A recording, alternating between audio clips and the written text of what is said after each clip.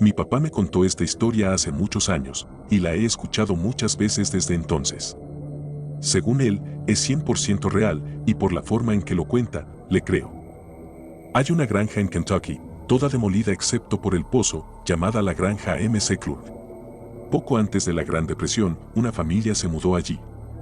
El cabeza de familia desconfiaba de los bancos y guardaba la mayor parte del dinero de la familia escondido en el colchón de él y su esposa, así que incluso cuando el mercado de valores se desplomó solo unas semanas después de mudarse a la casa, la familia se vio en su mayoría sin afectar. La familia estaba emocionada por su nuevo hogar, el padre tuvo la suerte de encontrar trabajo en la ciudad y los niños fueron inscritos en la escuela. La familia escuchó rumores sobre la casa y por qué era tan barata en la ciudad y en la escuela, pero en su mayoría los ignoraron. No podían ver nada malo en su hermoso nuevo hogar. Hasta que su padre dejó de hablarles. Una noche llegó a casa del trabajo, se encerró en su estudio y ahí se quedó, a menos que fuera la hora de comer. La familia seguía comiendo juntos, pero siempre en silencio. Se volvió más y más distante hasta que un día llegó a casa del trabajo con mucho mejor ánimo, pero hablaba consigo mismo. Seguía diciendo que había resuelto todos sus problemas y lo había descubierto todo. Llamó a su familia al salón para una reunión y les disparó a cada uno de ellos antes de apuntarse con la pistola. La casa permaneció vacía hasta justo después de la Segunda Guerra Mundial. En 1946, una nueva familia, madre, padre y 3 hijos, incluyendo un bebé, se mudaron. Ama la casa al instante y nadie realmente habló de lo que había sucedido antes de la guerra. Al menos no delante de los nuevos dueños de la granja. Eran granjeros ellos mismos, trasladados desde el Medio Oeste, y tenían planes de trabajar la tierra y vender los cultivos. Pero algo estaba mal con la tierra de esa granja. El suelo parecía estar bien, y cuidaban los campos como se suponía que debían cuidarse, pero los cultivos no crecían. Incluso el ganado misteriosamente comenzó a morir, así que el granjero y su familia vendieron el resto de los animales y el padre comenzó a buscar trabajo en la ciudad. Nadie quería contratarlo. Todos tenían miedo de la casa y nadie quería arriesgarse a que lo que le sucedió a la última familia le sucediera a ellos. Con el tiempo, a medida que se volvía más y más difícil encontrar trabajo, el padre se frustró. Empezó a retirarse, aunque no sabía por qué. Comían en silencio en las comidas y se mantenía encerrado en el estudio. Empezó a dormir allí. Una noche, despertó a su familia de sus camas, los llamó al salón, les disparó uno por uno, arrojó a su hijo pequeño por el pozo en el patio delantero y luego se ahorcó desde la lámpara del vestíbulo. La casa volvió a quedar vacía, una vez más, durante muchos años. Finalmente, durante los años 70, otra familia se mudó. Aunque nadie mencionó las muertes en la casa a la madre, ella sintió que algo estaba mal con la casa, pero se aseguró de no mencionárselo a su esposo y mucho menos a sus hijos.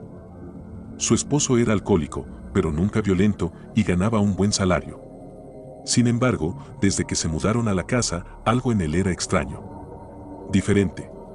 Nuevamente, ella se guardó esto para sí misma. Cuando perdió su trabajo y empezó a dormir en el estudio, solo saliendo para comer en silencio con su nerviosa familia, ella empezó a hacer preguntas. ¿Quién había vivido en la casa antes que ella? ¿Por qué no crecían los cultivos? ¿Por qué demonios se comportaba su esposo de esta manera? Estas preguntas la consumieron hasta que se sintió obligada a investigar más a fondo. Lo que descubrió la persiguió y perturbó. Según pudo recopilar, la tierra y la casa misma estaban malditas. Nada crecería, y lo que es más aterrador, la casa parecía poseer a las personas. Hombres, específicamente. Entonces supo lo que venía y se preparó para ello. Pasaron algunas semanas más y el extraño comportamiento de su esposo continuó hasta que una noche los llamó al salón. Su esposa sabía lo que se avecinaba y escondió su pistola detrás de su espalda al entrar en la habitación. Él empezó a sacar su pistola y ella disparó, su cuerpo golpeando el suelo con un golpe sordo. Llamó al 911 y una vez absuelta de cualquier culpa, tomó a sus hijos y dejó el estado.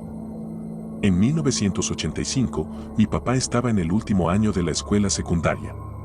Él y su amigo habían escuchado las historias sobre la granja, pero pensaron que eran tonterías y quisieron comprobarlo por sí mismos. Así que él y Will fueron allí con sus novias después de la escuela un día. Una vez que llegaron a la granja, un silencio cayó sobre el auto. No voy a entrar. dijeron las chicas al unísono. Esto no detuvo a Wade ni a mi papá. Se miraron el uno al otro de la manera en que los hombres lo hacen cuando están a punto de meterse en alguna travesura y salieron del auto. La mayor parte de la vegetación estaba crecida en este punto, pero había un pequeño agujero en el seto delantero que permitía acceder a la casa. Una vez adentro, lo primero que notó mi papá fue la soga colgando del candelabro. Sabiendo el orden cronológico de las cosas, pensó que eran algunos universitarios y lo ignoró. Wade había subido las escaleras para explorar y este lugar no parecía tan malo. Mientras se dirigía al salón, buscó cualquier cosa que revelara lo que había sucedido allí tantos años atrás, cuando escuchó a Wade soltar un grito desgarrador. Mi papá ha estado en la guerra y dice que nada había helado su sangre como ese grito. Nos tenemos que ir. Tenemos que irnos ahora. Ahora. Wade estaba frenético y era difícil hacer que se alterara, así que mi papá no lo cuestionó. Salieron corriendo de la casa, una de las escaleras rompiéndose bajo los pies de Wade mientras lo hacía. Trató de sacar el pie, pero no se movía. Algo me tiene. Wade gritó. Mi papá se volvió y corrió hacia él, tomándolo de la mano y tirando con todas sus fuerzas. Solo ve, Jad. Corre. Mi papá dice que la forma en que Wade gritó corre era como la forma en que alguien en una película de horror que está a punto de morir lo grita y lo impulsó a tirar con más fuerza. Lo que sea que tuviera a Wade, no iba a atraparlo. Finalmente, después de lo que debieron ser solo segundos pero parecían años, Wade quedó libre. Corrió delante de mi papá y prácticamente se lanzó a través de la abertura en los setos. Hasta el día de hoy, no hablará sobre lo que vio en esa casa que lo asustó tanto. Si era una de las muchas víctimas o si era la misma cosa que llevó a esos hombres a asesinar a sus familias. Simplemente no nos lo dirá y dejamos de preguntar cuando vimos que le molestaba recordarlo. Mi papá dice que se detuvo para echar un último vistazo a la casa y pensó que vio un rostro vacío y hueco mirándolo, sonriendo. Pero admite que podría haber sido polvo en las ventanas y las luces jugando trucos en sus ojos. Lo que está seguro, sin embargo, es que, mientras corría pasado ese pozo hacia la abertura en los setos, podía escuchar el llanto distante de un bebé. Han ocurrido cosas extrañas en la granja en la que trabajo. Tal vez sería prudente dar un poco de información de fondo sobre quién soy. Soy el hijo de un granjero. Hace 3 años, comencé una pasantía en la granja donde he trabajado desde entonces. Mi jefe es Jens Hansen, él y mi papá se conocen desde siempre, lo que fue parte de la razón por la que tuve esta gran oportunidad. Me recibió de manera excelente. Obtuve mi propia cabaña que Jens construyó para los trabajadores. Era un hogar acogedor que podía llamar mío y me gustaba. Ser capaz de resolver problemas por uno mismo y no retrasar a los demás es algo que siempre he buscado hacer, y aunque Jens era paciente, en ese momento sentía que era más un estorbo que una ayuda. Alrededor de 6 meses en mi pasantía, me asignaron una nueva tarea diaria. Debía llevar el tractor al campo donde teníamos los cerdos y darles agua todos los días.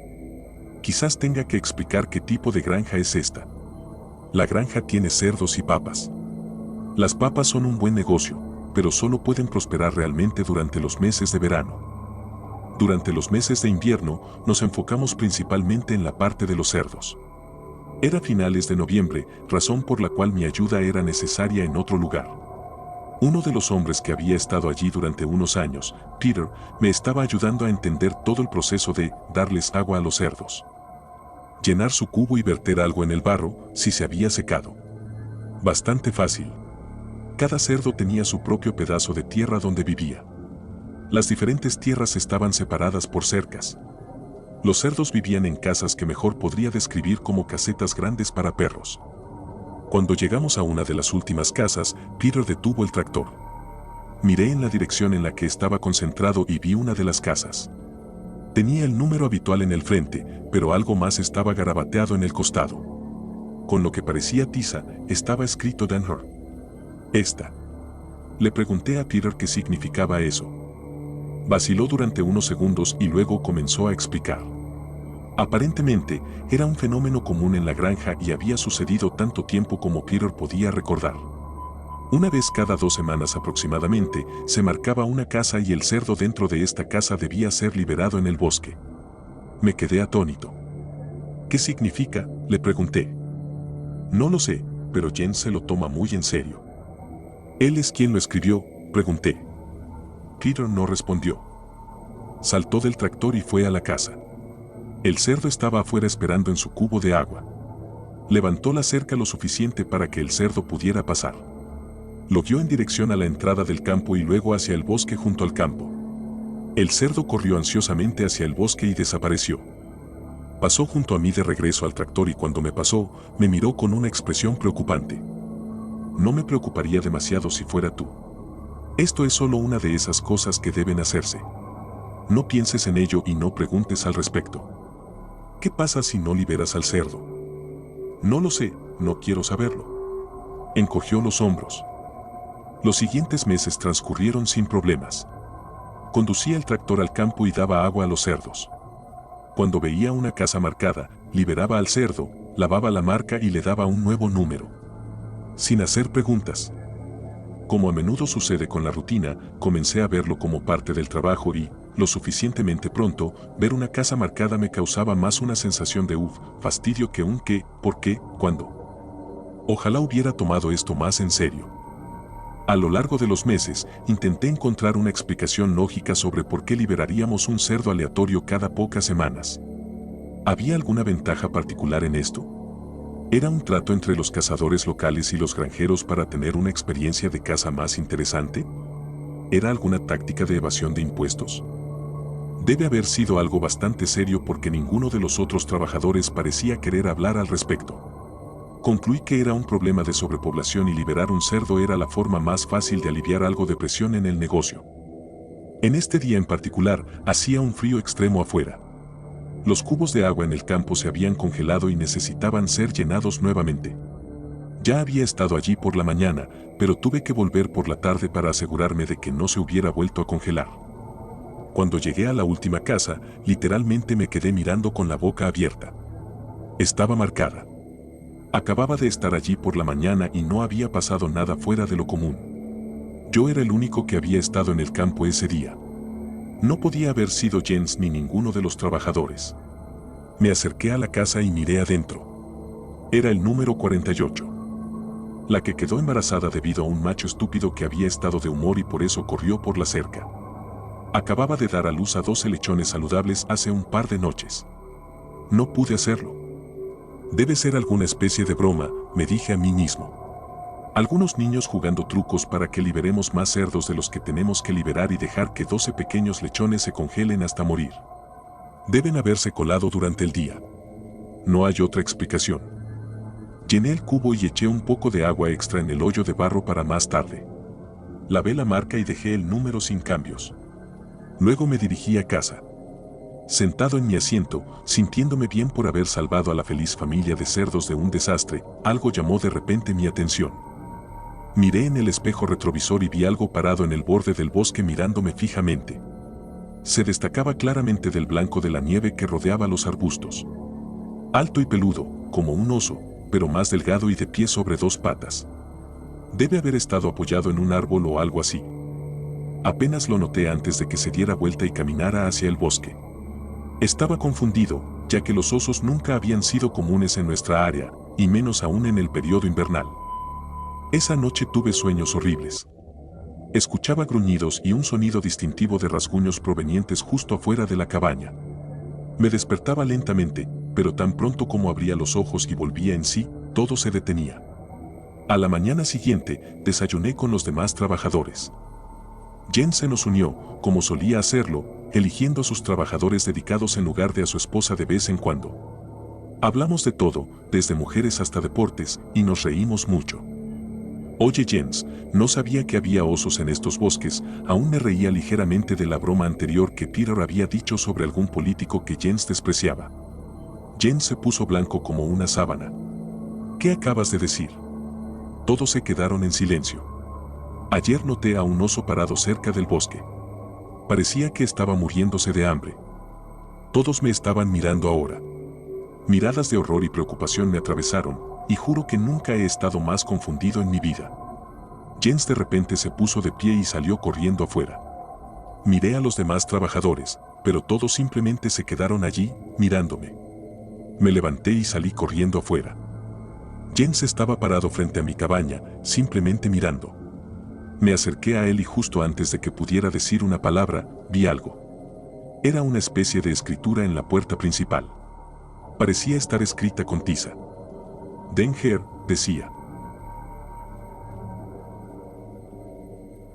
Vida en la granja. He sido dueño y operador de una pequeña granja de cerdos durante toda mi vida adulta. Mi padre fue dueño de esta granja antes que yo, y su padre antes que él. No es un trabajo glamoroso, pero es honesto. La cría de cerdos no es tan simple como uno podría pensar. Hace algunos años, mis vecinos empezaron a vender sus granjas a una gran operación de cría de cerdos corporativa. También me hicieron una buena oferta, pero no estaba interesado en vender. Eso fue todo, ellos tenían sus granjas y yo tenía la mía. A unas pocas millas de distancia, la corporación construyó lo que asumí que era su gran edificio de oficinas. Durante los primeros años, todo estuvo bien, sin problemas con ellos. Luego comenzaron a suceder cosas extrañas. Me volví sospechoso por primera vez de que algo estaba mal cuando salí a alimentar a los cerdos con maíz una mañana de primavera. Estaba llenando uno de los comederos con la recepción habitual, cuando noté una cerda en esa sección que no era mía. Todas mis cerdas eran oscuras y peludas. Esta era de la variedad rosa. No era tan inusual, ya que de vez en cuando un cerdo de algún vecino encontraba la manera de atravesar las cercas y llegar a la mía, y simplemente verificaba las etiquetas y lo devolvía a donde pertenecía. No, el problema era que este cerdo tenía un brazo muy parecido al de un humano que crecía en el lado derecho de su hombro delantero. No era un brazo de hombre adulto, sino del tamaño de un niño mayor. Y no solo colgaba allí. Ese cerdo estaba usando ese brazo para recoger maíz del comedero y llevarlo a su boca. Trabajaba ese brazo bien, no era un miembro vestigial. Después de quedarme mirando en shock por un rato, fui a buscar una cuerda para sacar a ese cerdo de allí. Gracias a Dios que era una cerda, porque definitivamente no quería que eso se mezclara con mi ganado. Nunca había visto algo así antes. Llevé a esa cosa detrás del establo y la disparé hasta matarla. Quemé los restos hasta convertirlos en cenizas y no le conté a nadie. Algo así podría dañar la reputación de mi granja. Di la vuelta a toda la propiedad y reforcé todas mis líneas de cercas muy bien. Nada más de eso, o eso pensé. Pasó un año o más sin incidentes. Luego, una tarde, estaba contando cuando escuché a alguien pedir ayuda cerca del arroyo. Me apresuré hacia allí y vi algo que desearía no haber visto. Había un hombre hasta la cintura en el arroyo, pidiendo ayuda. Este tipo no era de por aquí. Estaba desnudo, para empezar, y tenía una cabeza de jabalí que le crecía en el medio del pecho.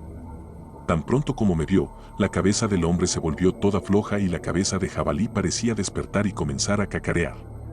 Ese ruido de risa me perseguirá todos mis días. Corrí lo más rápido que pude de vuelta a la casa.